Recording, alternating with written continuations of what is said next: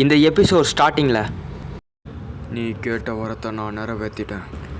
நம்ம கோமா கேட்ட வரப்படியே இது எல்லா வரத்தையுமே ஷென்ட்ரா நிறைவேற்றி வச்சிருச்சு. ஆனால் இது முதல்ல 3 வரத்துக்கு தரேன் சொல்லிச்சு. ஆனால் இது இப்போதைக்கு ஒரு வரத்தை மட்டும் நிறைவேற்றி வச்சிருக்கு. அதுக்கான காரணமாக ஷென்ட்ரா என்ன சொல்லுதுன்னா, டிராகன் பாலை யார் தொடர்ச்சியாக பயன்படுத்துகிறாங்களோ அவங்களுக்கு மட்டும்தான் இந்த 3 வரமும் நிறைவேற்றப்படும், இல்லைனா அவங்களுக்கு ஒரு வரம் மட்டும்தான் நிறைவேற்றப்படும்னு ஷென்ட்ரான் சொல்லுது. இந்த பக்கம் வெஜிடாக்கும் கோகுக்கும் என்ன ஆச்சுன்னு பார்த்தா, அவங்க எல்லாருமே சொன்னபடியே எல்லாருமே குழந்தைங்களா மாறிட்டாங்க. கோகு வெஜிடா மட்டும் இந்த மாதிரி மாறலை. சுப்ரீம் காய், ஆண்ட்ராய்ட் 11, அப்புறம் பிக்கோலோ இவங்க எல்லாருமே குழந்தைங்களா மாறிட்டாங்க. அதுக்கு அடுத்த சீனில் டீமன் கிங்கை காமிக்கிறாங்க. டீமன் கிங்கான கோமா ரொம்பவுமே கோவத்தில் இருக்கான். அதுக்கான காரணம் என்னென்னா, முதல்ல அந்த டிராகன் பால் 3 வரத்தை நிறைவேற்றி வைக்கிறேன்னு சொல்லிச்சு. இப்போ பார்த்தா அது ஒரு வரத்தை மட்டும் நிறைவேற்றி வச்சிருக்கு. அதுக்கு டீமன் உலகத்தை சேர்ந்த நமேக் நீவா என்ன சொல்கிறாருன்னா, ஓ, உனக்கு இன்னும் 2 வாரம் வேணுமா? உனக்கு 2 வாரம் வேணும்னா நம்ம டீமன் உலகத்தில் இருக்க டிராகன் பாலை பயன்படுத்திக்கோ. ஆனால் உன்கிட்ட இருக்க சக்தியை வச்சு அந்த டமாகாமியை சண்டை போட்டு தோக்கடிக்க முடியாது. ஆனால் அதை தோக்கடிச்சா மட்டும் தான் டிராகன் பாலை உன்னால் யூஸ் பண்ண முடியும். ஆனால் அந்த டீமனுக்கு இதெல்லாம் கேட்காம அந்த டிராகன் பாலை மறுபடியும் யூஸ் பண்ணு, அந்த டிராகன் பாலை மறுபடியும் இங்கே கொண்டு வா அப்படின்னு சொல்கிறான். என்னால் அந்த டிராகன் பாலை ஒரு முறை மட்டும்தான் பயன்படுத்த முடியும். 2 முறை பண்ணுற அளவுக்கு என்கிட்ட சக்திகள் கிடையாது. அப்போ அந்த பக்கம் பார்த்தா இங்கே பிக்கோல இருக்கிற இடத்துல நமேக்கான டெண்டே எங்கள் குழந்தையா மாறி போயிருக்காரு. அப்போ இந்த டீமன் கிங் டிசிகிட்ஸ் சொல்லி அந்த டெண்டேவை இங்கேருந்து அவனோட டீமன் உலகத்துக்கு கொண்டு போயிடுறான். ஆனால் நம்ம டெண்டே குழந்தையா மாறிட்டதுனால டெண்டேவால் எதுவுமே பண்ண முடியல. அப்புறம் விஷயம் தெரிஞ்சு கோகு, கிங் காய், சுப்ரீம் காய், பிக்கோலோ இவங்க எல்லாருமே போக்கோவை பார்க்க இங்கே வந்திருக்காங்க. அப்போது போக்கோ இங்கே நடந்த விஷயம் எல்லாத்தையுமே சொல்ல ஆரம்பிக்கிறாரு. இங்கே நடக்கிற விஷயம் எல்லாத்துக்கும் காரணம் இங்கே வந்து அந்த டீமன் உலகத்தை சேர்ந்தவங்க. அதில் காது கூர்மையாக இருக்க ஒருத்தவனும் கூடவே குள்ளமாக இருக்கணும் வந்தான். அவங்க டிராகன் பால் மூலயமா நம்ம எல்லாருமே இந்த மாதிரி குழந்தைகளை மாற்றிட்டாங்க. கூடவே டெண்டேவும் குழந்தையாக மாறிட்டான். இப்போது டெண்டேவே அவங்க உலகத்தில் பணைய கைதியாக கொண்டு போயிருக்காங்க. அதில் ஒருத்தன் கூட நம்ம சுப்ரீம் காய் மாதிரியே இருப்பான் அப்படின்னு போக்கோ சொல்லவும் சுப்ரீம் காய் ரொம்ப ஷாக் ஆகுறாரு.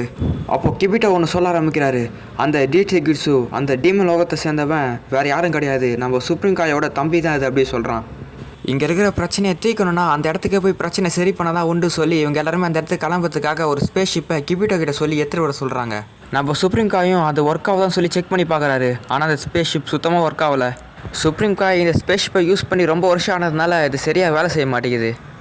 அப்போ கோகு சுப்ரீம் காய் கிட்ட, நம்மக்கிட்ட தான் புல்மா இருக்கால, அவள் எல்லாத்தையுமே சரி பண்ணிவிடுவா, அவள் தான் ரொம்ப ஜீனியஸ் ஆச்சு அப்படின்னு சொல்கிறான். நம்ம கோகுவும் புல்மாவை இந்த இடத்துக்கு கொண்டு வரதுக்காக இங்கேருந்து பறந்து போகிறான். ஆனால் அவனால் கண்ட்ரோல் பண்ண முடியல. ஏன்னா அவன் பாடி தான் ரொம்ப சின்னதாக இருந்தனால அவன் உடம்பை அவனால் கண்ட்ரோல் பண்ணி சரியாக பறக்க முடியல.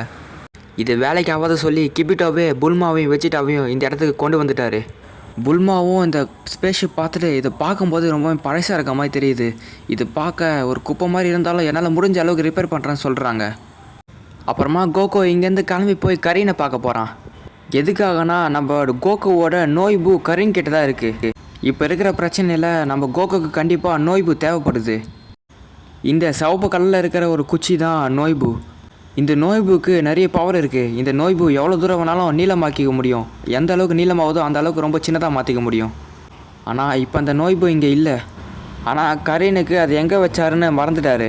கொஞ்ச நேரம் பிறகு தான் அவருக்கு ஞாபகமே வருது. அது இப்போ எங்கே இருக்குன்னா மாஸ்டர் ரோஷி வீட்டில் தான் பத்திரமா இருக்குன்னு சொல்கிறாரு கரீன். கோகுவும் இதை கேட்டுட்டு மாஸ்டர் ரோஷி வீட்டுக்கு இங்கேருந்து கஷ்டப்பட்டு பறந்து போகிறான். என்ன இருந்தாலும் கோகுவால் முன்னிருந்த அளவுக்கு பறக்க முடியல. அப்புறம் காய்ஸ், இது யாருன்னு தெரியுதா? இது வரைக்கும் நம்ம டிராகன் பாலை பார்த்த வயசான மாஸ்டர் ரோஷி தான் இந்த அளவுக்கு எங்கே மாறி இருக்காரு. டீமன் கிங் பண்ண வேலையில் பார்த்தீங்களா நம்ம மாஸ்டர் ரோஷி எவ்வளோ சின்ன வயசாக மாறிட்டாருன்னு. நம்ம கோகுவும் மாஸ்டர் ரோஷி கிட்ட, மாஸ்டர் ரோஷி என்னோட நோய்பு எங்கே இருக்குன்னு உங்களுக்கு தெரியுமா அப்படின்னு சொல்லி கேட்குறான். ஆனால் அதுக்கு மாஸ்டர் ரோஷி என்ன சொல்கிறாருன்னா, அது எங்கே போச்சுன்னு எனக்கு தெரியல, வேணா நீ தேடி பார்த்துக்கோ அப்படி சொல்கிறாரு. ஆனால் அது வேற எங்கேயும் கிடையாது. அவர் அதை ஒரு துணிக்காய போகிற கம்பை அங்கே தான் வச்சுருக்காரு. நைட் ஆன பிறகு தான் நம்ம கோகு அந்த நோய்பு கம்பையே கண்டுபிடிக்கிறான். கோகு அப்புறமா இங்கே பிக்கோலோ டெண்டே இருக்கிற இடத்துக்கு வந்து இது நோய்புவோட பவரை இங்கே காமிக்க ஆரம்பிக்கிறான். அதோட பவரில் சின்னதாக அந்த குச்சி இப்போ எவ்வளோ பெருசாக இருக்குன்னு பாருங்கள். இதோட பவரை பார்த்து பிக்கோலோவே மறந்து போயிட்டான். அப்புறம் இவங்க எல்லாருமே ஒன்றா சேர்ந்து நைட் டின்னர் சாப்பிட்டுட்டு இருக்காங்க. அப்போ தான் பிக்கோலோ அவர் இருந்த பிளானட்லேருந்து எதுக்கு இங்கே எஸ்கேப் ஆகி வந்தாருன்னு அந்த விஷயத்த சொல்ல ஆரம்பிக்கிறாரு. அது என்னதுன்னா, நம்ம கிணத்தை சேர்ந்து எங்களுக்கு விதிமுறைப்படி வாழ எங்களுக்கு பிடிக்காது. ஆனால் நாங்கள் இருந்த பிளானட்டில் விதிமுறைப்படி தான் வாழணும் சொன்னதுனால அந்த பிளானட் விட்டு நாங்கள் வெளியே வந்துட்டோம். இப்படி பிக்கோலோ சொல்லி முடிக்கவும் வானத்தில் ஏதோ பிரகாசமாக ஒரு வெளிச்சம் தெரிய ஆரம்பிக்குது. அந்த வெளிச்சம் இவங்கள நோக்கி தான் வந்துக்கிட்டு இருக்குது.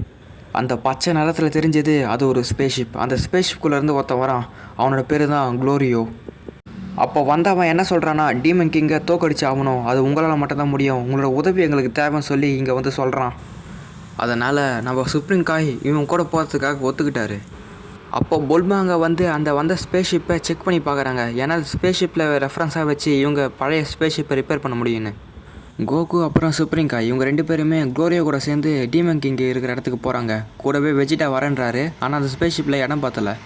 அதனால் வெஜிட்டா இங்கே தான் இருக்க போகிறாரு. கடைசியாக க்ளோரியோ, கோகு, சுப்ரீம் காய் இவங்க 3 பேருமே சேர்ந்து அந்த டீமன் கிங்கை தோக்கடிக்கிறதுக்காக இங்கேருந்து கிளம்ப ஆரம்பிக்கிறாங்க. சரி, ஓகே காய்ஸ், இதோட இந்த எபிசோடு முடியுது. உங்களோட அடுத்த ஒரு எபிசோடில் பார்க்குறேன். அது வரைக்கும் பாய். சப்ஸ்கிரைப் பண்ணாதவங்க சப்ஸ்கிரைப் பண்ணிக்கோங்க காய்ஸ். கூடவே லைக் பண்ணாதவங்கள லைக் பண்ணிக்கோங்க. இந்த எபிசோடு எப்படி இருந்தது சொல்லி கமெண்ட் பண்ணுங்க காய்ஸ். மறக்காமல் சப்ஸ்கிரைப் பண்ணிக்கோங்க.